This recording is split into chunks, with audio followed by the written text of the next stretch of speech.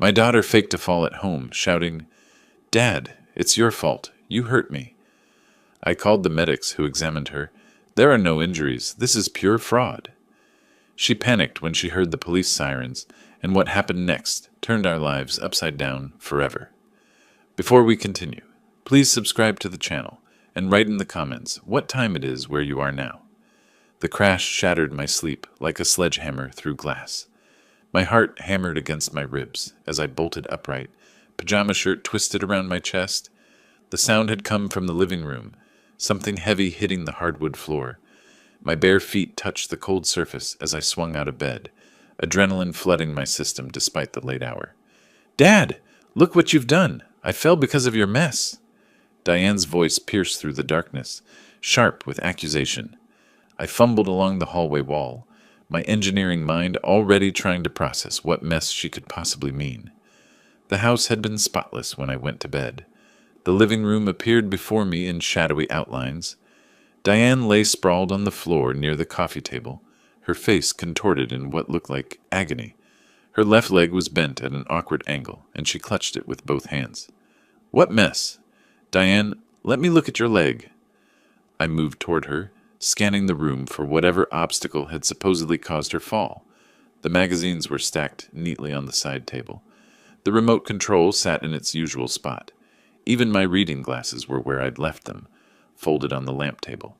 "Don't touch me! You always ruin everything! Now look, I can't get up!" Her voice carried that familiar edge of manipulation I'd heard too many times over the years, but the pain in her expression seemed genuine enough. I knelt beside her, my knees protesting against the hard floor. "Diane, I need to see if anything's broken. Can you move your toes?" "Everything hurts. This is all your fault." She writhed dramatically, pushing my hands away when I tried to examine her leg. The accusation stung, but my practical mind kept working. What exactly had I done? The living room looked exactly as it always did. Clean, organized, everything in its place. "Tell me what happened. What did you trip over?" Your stuff was everywhere. I came to get water and couldn't see in the dark." I glanced around again. The path from the hallway to the kitchen was clear. It had been clear for the 15 years since I'd moved into this house. My stuff? What stuff? I kept everything organized, a habit from my engineering days that had never left me. "Diane, there's nothing on the floor. There never is." "Are you calling me a liar?" Her voice rose to a near shriek. "I'm lying here injured and you're arguing with me?" Something cold settled in my stomach. Not quite suspicion, but a nagging sense that the pieces of this puzzle weren't fitting together. Diane's explanation had holes large enough to drive a truck through. But she was my daughter, and she was clearly in pain. "Let me help you to the couch at least." "I can't move. It hurts too much." The way she said it, with just a little too much theatrical flair, made me pause. In my 65 years, I'd seen real injuries. I'd been on construction sites where men had genuinely hurt themselves. This felt different somehow. Diane continued her performance, moaning and shifting position in ways that seemed calculated rather than instinctive. Each movement appeared designed for maximum dramatic effect rather than actual comfort. I sat back on my heels, studying her face in the dim light filtering through the windows. Something was definitely not adding up here. "Diane, we need to call an ambulance to examine your leg." The words came out practical and firm, my engineer's mind defaulting to logical solutions. If she was truly injured, medical professionals needed to assess the damage. Simple cause and effect. No, no doctors. You know how I fear hospitals after what happened to Mom. The panic in her voice was immediate and extreme. She actually recoiled from me, scooting backward on the floor like I'd suggested we summon demons. Her breathing became rapid and shallow. "But if it's really serious..." "Nothing serious. Just help me get to the couch. I don't need strangers poking at me." The mention of her mother's death was a low blow, and she knew it. Eleanor had died in a hospital room 3 years ago, and Diane had developed what seemed like a genuine phobia of medical facilities afterward. She'd avoided even routine checkups since then, but something about her reaction felt orchestrated, too perfectly timed, too conveniently extreme. "Diane, if your leg is actually broken..." "It's not broken. I just twisted it." "Please, Dad, just help me to the couch." I studied her face, looking for tells. In my engineering career, I'd learned to spot when someone was feeding me false information about project specifications. The same instincts were pinging now. Her injured leg showed no visible swelling, no bruising. When she moved it to emphasize her pain, she seemed to have full range of motion, and the fear of medical examination was awfully convenient for someone claiming to be hurt. Okay, but we do this slowly? I positioned myself to help her up, watching carefully as she maneuvered. Despite her claims of excruciating pain, she seemed remarkably capable of movement when she thought I wasn't paying attention. The transfer to the couch involved a lot of dramatic gasping and requests to be careful, but I noticed she bore weight on both legs during the process. Her wincing seemed to come and go based on whether I was looking directly at her. There, is that better? A little, but I'll need help for the next few days, maybe longer. This really hurts, Dad. She settled into the cushions like a queen claiming her throne. Already I could see her mental wheels turning, planning her next moves. The performance was continuing, but now from a more comfortable position. What can I get you right now? Some ice, maybe? And something for the pain? And could you bring me that throw blanket? The request started immediately. I fetched the ice pack from the freezer, noting how she applied it without the careful positioning someone with a real injury would need. The blanket went over her like royal robes.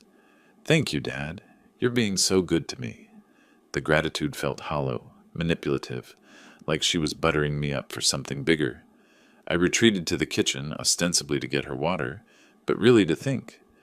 Standing at the sink, filling a glass, my mind worked through the inconsistencies, the lack of any obstacle she could have tripped over, her convenient phobia preventing medical verification, the theatrical nature of her pain display. 38 years old, and Diane was playing games like a teenager trying to get out of school. But why? What did she gain from this elaborate charade? I brought her the water, watching as she accepted it with exaggerated gratitude. She was already making herself comfortable, adjusting pillows, testing the remote control. I think I'll need help for a while, Dad. It really does hurt to put weight on it. The pieces were there, but I couldn't quite see the full picture yet. All I knew for certain was that my daughter was lying to me, and she was preparing to milk this situation for everything it was worth. The next morning brought no relief from Diane's constant demands. I'd spent the night tossing and turning, my mind cataloging every inconsistency from her supposed fall.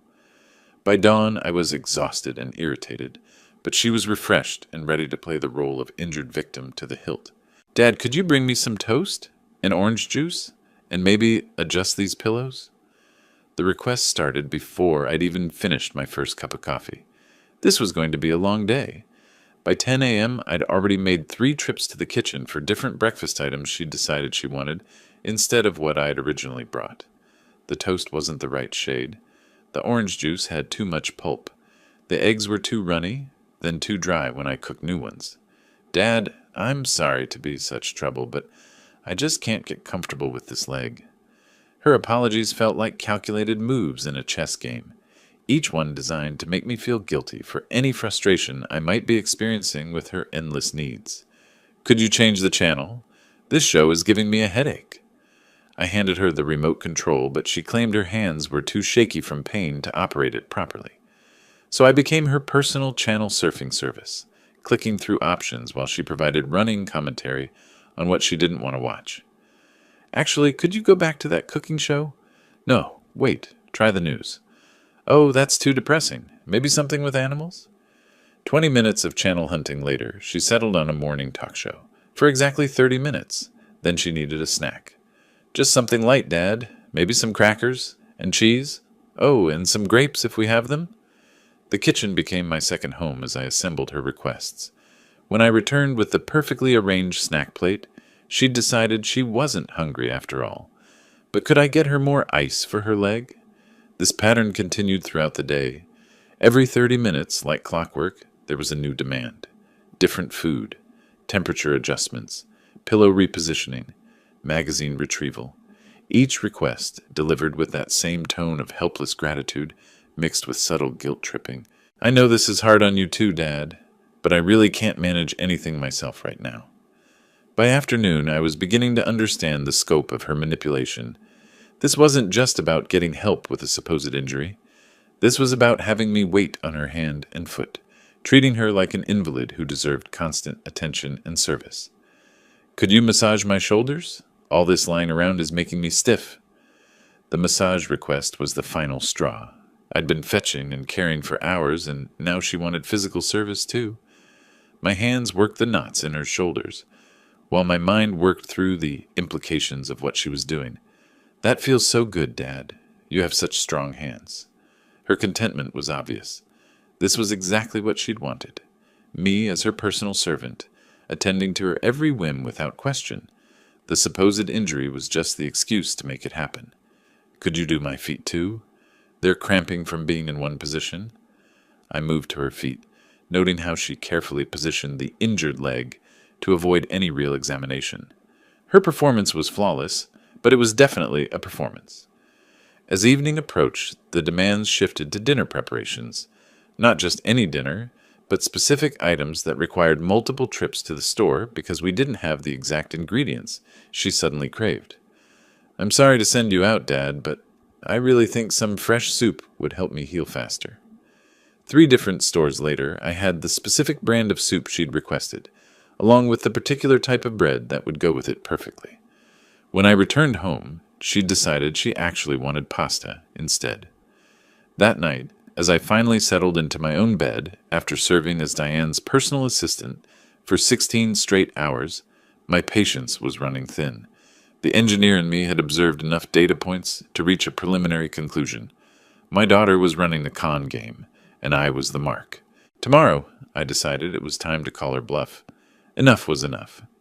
I pushed myself up from the kitchen table where I'd been pretending to read the newspaper, my decision crystallizing like steel cooling in a forge. 3 days of this charade had given me all the data I needed. The time for observation was over. Dad, I need to use the bathroom. Could you help me get there? Diane's voice carried that familiar note of helpless dependency that had become her signature tune. Perfect timing. I helped her navigate the short hallway, noting how easily she maneuvered when she thought I wasn't paying close attention.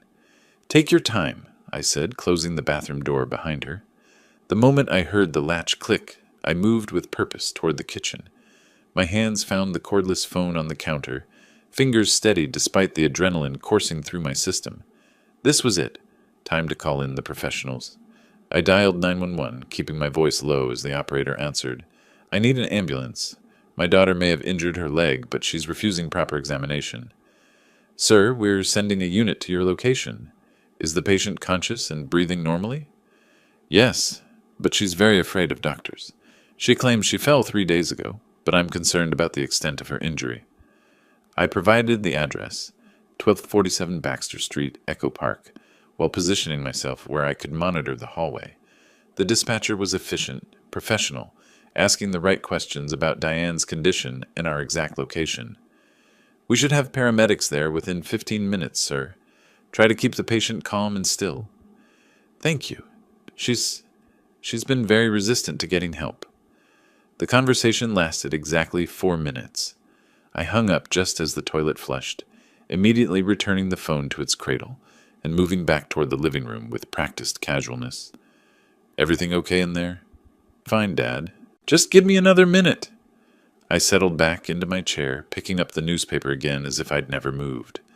My heart was beating faster than usual, but my hands were steady. The engineering mind that had served me well for 40 years was now calculating timing, variables, outcomes.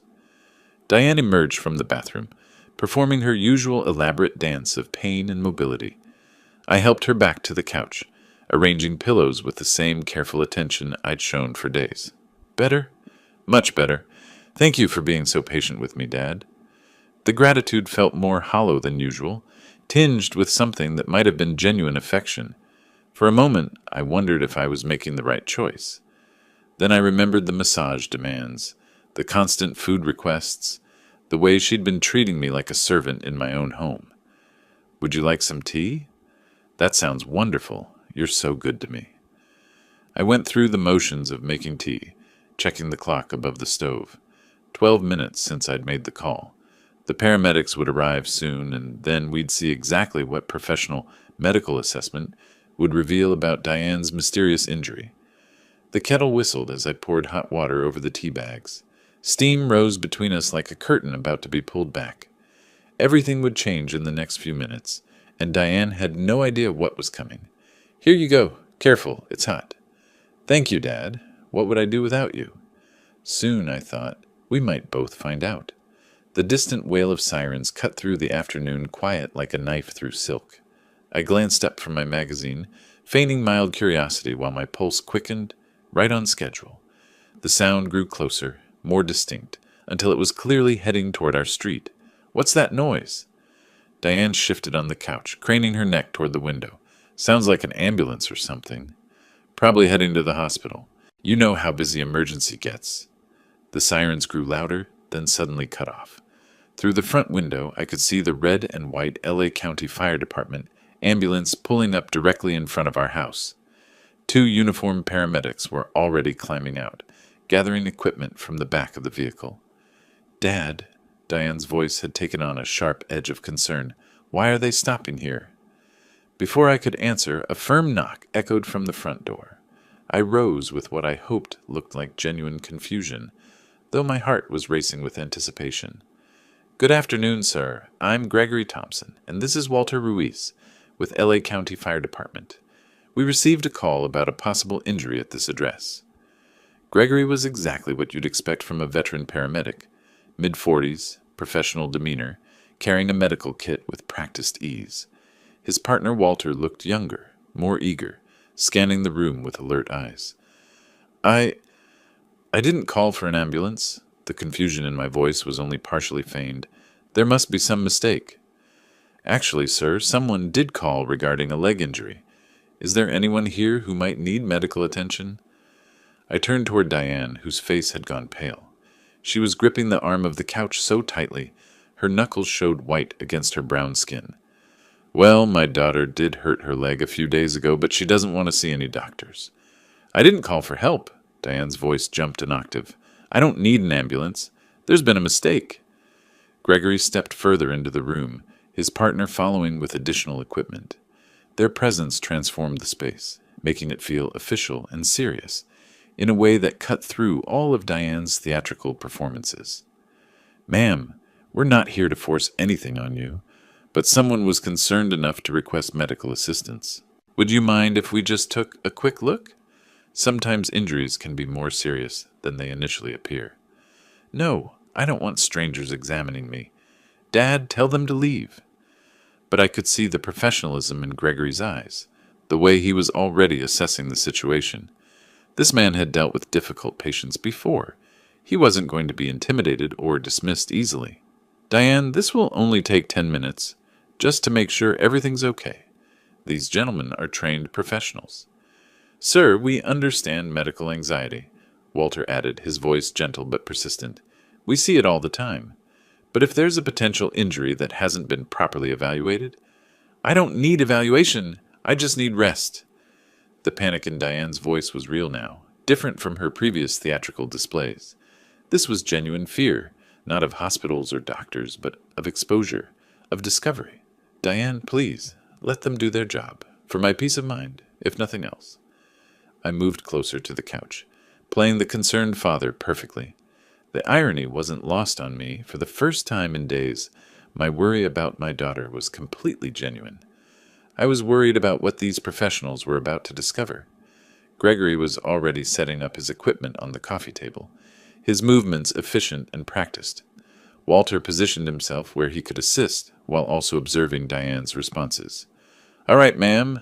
Just a basic examination of the affected leg. Nothing invasive, nothing painful. We'll be as gentle as possible." Diane looked trapped, cornered. She glanced between the paramedics, me and the front door as if calculating escape routes. But there was nowhere to run, and refusing medical attention when professionals were already here would look suspicious to anyone. "Fine," she said finally, her voice barely above a whisper. "But make it quick." Gregory knelt beside the couch with practiced precision, his examination kit open and organized on the coffee table like surgical instruments. "Let's start with some basic questions. When exactly did this injury occur? 3 days ago. I fell in the living room. Diane's voice was steady, but I could see the tension in her shoulders. Any immediate swelling or bruising at the time? Some, but it's better now. Gregory's hands moved with professional competence as he began the physical examination. He checked for visible signs of trauma, his fingers probing gently along Diane's leg for areas of tenderness or abnormality. Can you point to where the pain is most severe? Diane gestured vaguely toward her knee area, then shifted to indicate her ankle. The inconsistency wasn't lost on Gregory, who made a note on his clipboard. I'm going to test your range of motion now. Tell me if anything causes significant discomfort. What followed was a methodical assessment that would have impressed my old engineering professors. Gregory moved Diane's leg through various positions, checking flexibility, rotation, weight-bearing capacity. Walter assisted, taking notes and observations. The results were damning. Full range of motion, no tender spots, no swelling or discoloration, no indication whatsoever of recent trauma or injury. Ma'am, I'm not detecting any signs of significant injury, Gregory said carefully. Your leg appears to be functioning normally. That's when Diane made her fatal mistake. She leaned close to Gregory, lowering her voice to what she thought was a whisper but was clearly audible to both Walter and me. Doctor, if you write down that I have a sprain, I'll give you $500 cash. Just a minor sprain, nothing serious. The silence that followed was deafening. Gregory's expression didn't change, but his pen stopped moving. Walter's eyebrows shot up toward his hairline. The professionalism in the room suddenly felt sharp enough to cut glass. Ma'am, I'm going to pretend I didn't hear that, Gregory said quietly. But I need to complete my examination based on medical evidence only. He finished his assessment in silence, documenting his findings with meticulous care.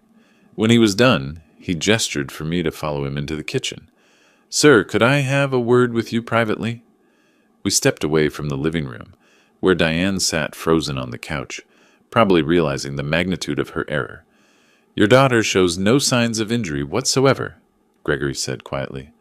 No swelling, no bruising, no limitation of movement, no pain response to palpation. In my professional opinion, there's nothing wrong with her leg. He paused, choosing his words carefully. She also just offered me money to falsify a medical report. That's attempted bribery of a public official, and I'm required to document it. The confirmation of everything I'd suspected hit me like a physical blow. 3 days of manipulation, of being treated like a servant, of watching my daughter lie to my face with practiced skill. What would you recommend I do? That's a family matter, sir, but I can tell you that your daughter is physically capable of normal activity. Whatever's been preventing her from functioning normally, it isn't medical. Gregory completed his paperwork with professional thoroughness, including Diane's bribery attempt in his official report. Walter packed up their equipment with obvious discomfort at what he'd witnessed. We'll be filing this report with our supervisor, Gregory said as they prepared to leave. Standard procedure for any case involving attempted corruption. I watched them pack up their ambulance and drive away, leaving behind a silence that felt heavy with truth. Diane remained on the couch, no longer bothering to maintain her performance of injury. The charade was over. Now came the reckoning. I watched the ambulance disappear around the corner, its red and white bulk swallowed by the afternoon shadows stretching across Baxter Street. 3 days of careful observation had led to this moment. The professionals had delivered exactly what I'd hoped for, concrete evidence that my suspicions were correct. Now it was time to see how deep this deception truly went. I walked back into the living room where Diane remained on the couch, no longer bothering with her theatrical displays of pain. She looked almost triumphant, probably assuming the paramedics had validated her performance. Well, that wasn't so bad, was it? I said, settling into my chair with practiced calm. I told you it wasn't serious. Just a minor sprain, like I said. The lie came so easily that it almost impressed me. If I didn't know better, I might have believed the confidence in her voice. Actually, Diane, the paramedics confirmed you might have a sprain. They suggested we monitor it carefully over the next few days. Her eyes lit up like a slot machine hitting jackpot. The transformation was immediate and telling, from grateful daughter to calculating opportunist, in the span of a heartbeat. See? I knew something was wrong. Now you owe me for what happened. The speed of her pivot caught me off guard, even though I'd been expecting something like this. The grateful victim routine was already being replaced by something far more aggressive. Owe you? Diane, what are you talking about? Compensation. For the injury, for the pain, for having to deal with all this because of your mess. She sat up straighter on the couch, her supposed injury completely forgotten in her excitement. The performance was over. This was the real Diane emerging. I've been thinking about this, Dad. I want $50,000 cash. For medical treatment, for moving expenses, for the trauma of being hurt in your home. The number hit me like a physical blow. Not just the amount, but the calculation behind it. This wasn't a desperate request. This was a carefully planned demand. $50,000? Diane, that's ridiculous. Even if you were seriously injured. Oh, but I am seriously injured. And if you don't want to pay, maybe I should call the police. Tell them how my elderly father's negligence caused me to fall. Tell them about the unsafe conditions you keep in this house. The threat was delivered with chilling matter-of-factness. She'd thought this through, planned multiple angles of attack. This wasn't desperation, this was strategy. Or maybe I should talk to the neighbors, Mrs. Chen next door, the Rodriguezes across the street. Tell them how you've been neglecting basic home safety, how you refuse to help your own daughter when she's hurt. Each threat was more specific than the last, targeting exactly the kind of social pressure that would be most damaging. She knew me well enough to understand what would hurt most. Diane, this is extortion. This is justice, Dad. You caused this. Now you need to make it right. Her voice had hardened into something I barely recognized. This was my daughter, but it was also a stranger, someone capable of calculated manipulation on a scale I'd never imagined. I need the money by Friday, cash, or we're going to have a much bigger problem than just a sprained ankle. Friday, 3 days away. The timeline wasn't random. It was designed to create pressure, to prevent me from thinking too carefully about my options. And if I refuse, then everyone in Echo Park will know exactly what kind of father you really are, the kind who hurts his own daughter and then abandons her when she needs help most. The coldness in her voice sent a chill down my spine. This wasn't just manipulation. It was character assassination planned with surgical precision. I leaned back in my chair, studying her face. The daughter I'd raised was still there somewhere, but right now I was looking at someone else entirely. Someone who'd decided that lying, threatening, and extorting her own father was an acceptable solution to whatever problem she faced. $50,000 by Friday, I repeated slowly. That's right. And Dad? She leaned forward, her expression suddenly intense. Don't even think about trying to talk me out of this. I've made up my mind. That's quite a specific amount, I said, keeping my voice carefully neutral. Why exactly 50,000? The engineering part of my brain was still gathering data, still trying to understand the complete scope of what I was dealing with. If I was going to respond to this situation properly, I needed all the facts. It's what I need to get back on my feet. Medical bills, therapy, maybe relocating somewhere I can start fresh. The answer came too quickly, too rehearsed. She'd practiced this justification probably multiple times, but I could see cracks in her confidence when pressed for specifics. Start fresh from what? For the first time since her ultimatum, Diane hesitated. Her eyes darted away from mine, focusing on something over my shoulder. Things have been difficult lately. Financial pressure. What kind of financial pressure? Dad, does it matter? The point is, you owe me for causing this injury. But the deflection told me everything I needed to know. This wasn't about the fictional injury. This was about something much larger and more pressing. Diane, how much debt are you in? The question hit its target. Her composure cracked just slightly, enough for me to see the desperation underneath all the manipulation. It's not that simple. How much? 35,000, maybe a little more with the interest. The number came out in a rush, like she was relieved to finally say it out loud. $35,000 in debt, demanding $50,000 in compensation. The math was elegantly simple and completely revealing. Credit cards? Credit cards, personal loans, some other things. Other things. The hesitation told me there were details she still wasn't sharing. probably because they were even more embarrassing than what she'd already admitted. Gambling? Her face flushed, and I had my answer. Online gambling, most likely. The kind of progressive addiction that started small and spiraled completely out of control. It started as just a way to make some extra money. I had a system. I thought I could... How long have you been gambling online? 6 months, maybe 8. I thought if I could just win back what I'd lost. The classic gambler's fallacy. Always one more bet away from breaking even, never acknowledging that the house always wins in the end. She dug herself into a hole and then kept digging, convinced that the solution lay in going deeper. So you decided to fake an injury and extort money from your father instead of dealing with your problems responsibly. It's not extortion. You actually did cause me to fall. I just enhanced the injury a little bit. Enhanced the injury.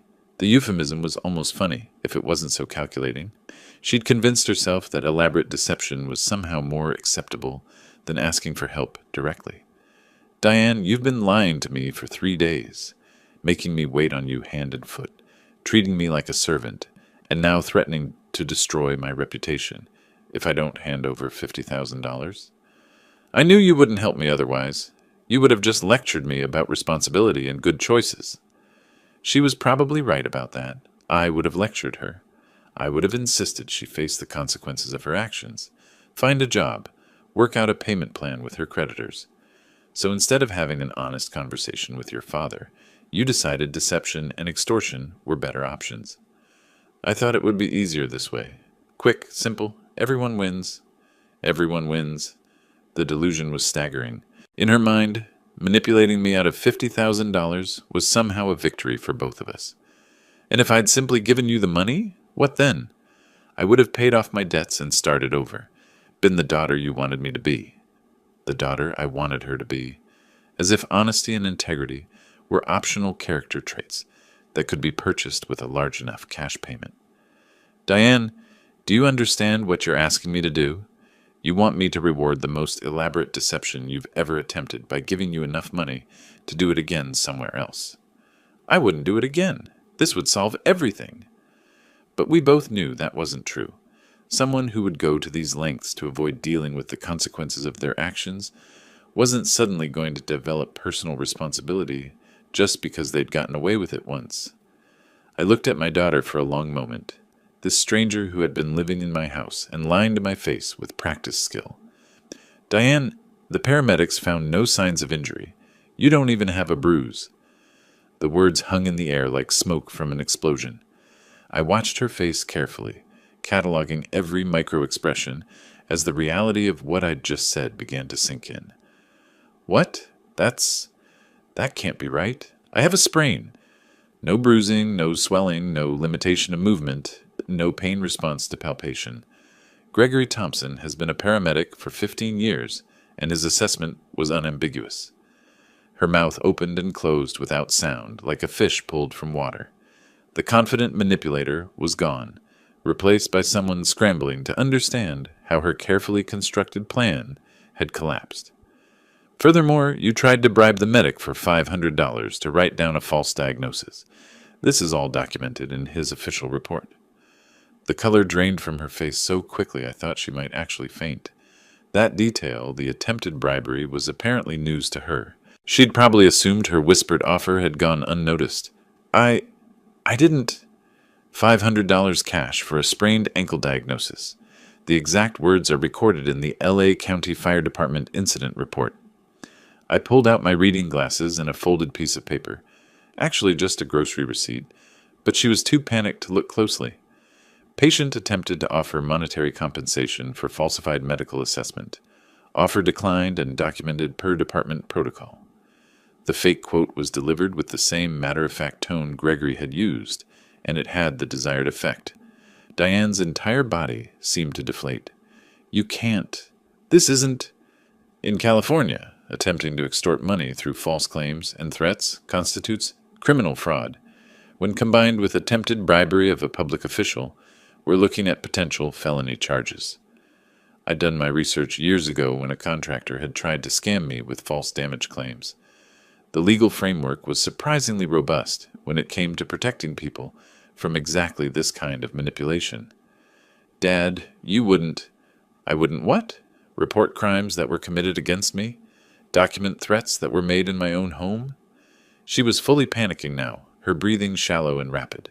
The confident blackmailer had become a cornered animal, desperately looking for any escape route. I'm your daughter. Yes, you are. Which makes this even more disappointing. I folded the fake document and put it back in my pocket, watching as she processed the complete collapse of her scheme. The paramedics have already filed their report. There's an official record that you have no injury, that you attempted to corrupt a medical professional, and that you've been deceiving your family for days. What are you going to do? The question came out as barely a whisper. All the fight had gone out of her, replaced by the dawning understanding that she was completely exposed. That depends entirely on what you do next. I stood up, looking down at her huddled form on the couch. For the first time in 3 days, I felt like I was in control of my own home again. You have some decisions to make, Diane. Real decisions about who you want to be and how you want to handle the consequences of your actions. She looked up at me with something that might have been the beginning of genuine remorse, though it was hard to tell through the panic and fear. I need to think about what to do with this information. I suggest you use that time to think about what kind of person you want to be when this is all over. I walked toward the kitchen, leaving her alone with the wreckage of her elaborate deception. Behind me, I could hear her starting to cry. Not the theatrical tears she'd used for manipulation, but the real, raw sound of someone finally facing the consequences of their choices. Terror replaced calculation in Diane's eyes faster than a light switch being thrown. She bolted upright from the couch, her fictional injury completely forgotten in the rush of genuine panic. The elaborate performance that had sustained her for 3 days evaporated instantly, replaced by pure fight-or-flight instinct. I'm leaving! I won't wait around for the police! Her voice cracked with fear as she rushed toward the guest room, her movements sharp and desperate. Gone was the careful invalid who couldn't bear weight on her leg. Now she moved with the urgent efficiency of someone whose world had just collapsed. I followed at a measured pace, watching her frantically gather clothes from the dresser drawers, shirts, pants, undergarments, everything stuffed into a small duffel bag with no regard for organization or care. Diane, stop! No, I'm not staying here. You can't make me. She was spiraling, operating on pure adrenaline and panic. The calculated manipulator had been replaced by a cornered animal looking for any escape route. There is no police. The words stopped her mid-motion, a pair of jeans halfway into the bag. She turned slowly, confusion replacing some of the terror in her expression. What do you mean? I just wanted to see your reaction to confirm the truth completely. I leaned against the door frame, maintaining enough distance to avoid seeming threatening while positioned to block her exit. Not physically, I would never lay hands on my daughter, but through presence and calm authority. You were testing me again? The legal threat, the police report, the consequences, all of it was to see how you'd respond when cornered. And you responded exactly as I expected someone would, who knew they were guilty. Her face went through a series of expressions, confusion, understanding, then something approaching awe. She sank onto the edge of the bed, the duffel bag forgotten. You played me. I gathered information systematically, tested your responses, and drew logical conclusions based on evidence. That's what engineers do when we need to solve problems. The panic was fading, replaced by a different kind of realization. She was beginning to understand the scope of what had happened. Not just the exposure of her lies, but the complete outmaneuvering by someone she'd underestimated. How long have you known? I suspected from the first night. The lack of any obstacle you could have tripped over, the convenient timing, the theatrical nature of your pain. But suspicion isn't proof. I moved into the room slightly, no longer blocking the exit, but establishing a presence that commanded attention. The next 3 days confirmed it. The pattern of demands, the way your pain came and went based on convenience, the manipulation tactics. You were good at it, Diane, but not good enough to fool someone who spent 40 years analyzing systems and identifying flaws. She looked down at her hands, perhaps seeing them clearly for the first time in days. No longer the hands of an injured victim, but the hands of someone who had chosen deception over honesty. The paramedics sealed it. Professional medical assessment showing no injury. followed immediately by your attempt to bribe them for false documentation. That removed any remaining doubt. So there's no police report? No legal consequences? Not yet. That depends entirely on what you do next. The conditional nature of the threat wasn't lost on her. I could see her mind working, trying to understand the parameters of this new reality, where all her cards were on the table. What do you want from me? For the first time since this began, she was asking the right question, not demanding, not manipulating, not threatening, just asking what was expected of her. I want you to decide who you're going to be. The person who tries to solve problems through elaborate deception and manipulation, or someone who faces their mistakes and works to fix them honestly. She nodded slowly, the fight finally gone out of her completely. The confident schemer had been replaced by someone who looked very much like the little girl I'd raised, lost, and needing guidance. 20 minutes later, we sat across from each other in the living room, the same space where her deception had begun, now serving as the setting for something resembling truth. Diane's tears were genuine this time, streaming down her face as she spoke about the debts, the gambling, the cascade of poor decisions that had led her to this desperate scheme. Dad, forgive me. I didn't know what else to do about the debts, and I was scared. And I thought, if I could just get enough money? Diane, if you need money, earn it. I reached into my wallet and pulled out a business card I'd been carrying for months, waiting for the right moment. Tech Support LA, a downtown company that had contacted me through a professional network, looking for reliable employees. Here's a company that needs administrative workers. The salary is $4,500 monthly. Basic office skills. Professional attitude required. She took the card, studying it like it contained secrets instead of simple contact information. You have exactly 30 days until March 17th to find work and arrange your own living situation. Independent apartment, your own bills, your own responsibilities. 30 days? 1 month to prove you can function as a responsible adult without manipulating the people who care about you. The timeline wasn't arbitrary. It was long enough to find employment and housing, short enough to create necessary urgency. An engineer's solution, specific, measurable, achievable. And I'd strongly recommend seeing a therapist about your patterns of dependency on manipulation instead of honest communication. She nodded, still holding the business card like a lifeline. What if I can't do it? What if I fail? Then you'll face the natural consequences of your choices. But failure isn't inevitable unless you choose it. Over the following weeks, I watched Diane transform from desperate schemer to determined job seeker. The process wasn't smooth. There were moments of frustration, setbacks, self-doubt. But gradually, steadily, she began building the foundation of an independent life. She interviewed at Tech Support LA and 3 other companies. The job search taught her skills she'd never developed. How to present herself professionally, how to discuss her qualifications honestly, how to meet expectations without manipulation. By early March, she'd secured the position at Tech Support LA and found a small apartment in Silver Lake, affordable on her new salary, close enough to commute by bus. March 17th arrived with the strange mixture of sadness and relief that comes when necessary changes finally happen. I helped her load the last boxes into her car, watching her check and double-check that she had everything. Dad, thank you for not giving me the money. The statement caught me off guard. I'd expected gratitude for helping with the job search, maybe appreciation for the patience I'd shown during her transformation. I hadn't expected thanks for refusing her manipulation. Thank you for making me learn to do this myself. She drove away that afternoon, and the house fell into a quiet that felt different from the tense silence of her deception. This was peaceful quiet, the kind that comes from problems solved rather than problems avoided. 4 months passed in blessed normalcy. I rediscovered the simple pleasures of an orderly home, predictable routines, and relationships based on honesty rather than hidden agendas. The coffee stayed hot because I wasn't constantly interrupted with demands. The living room remained clean because no one was performing elaborate theatrical displays for my benefit.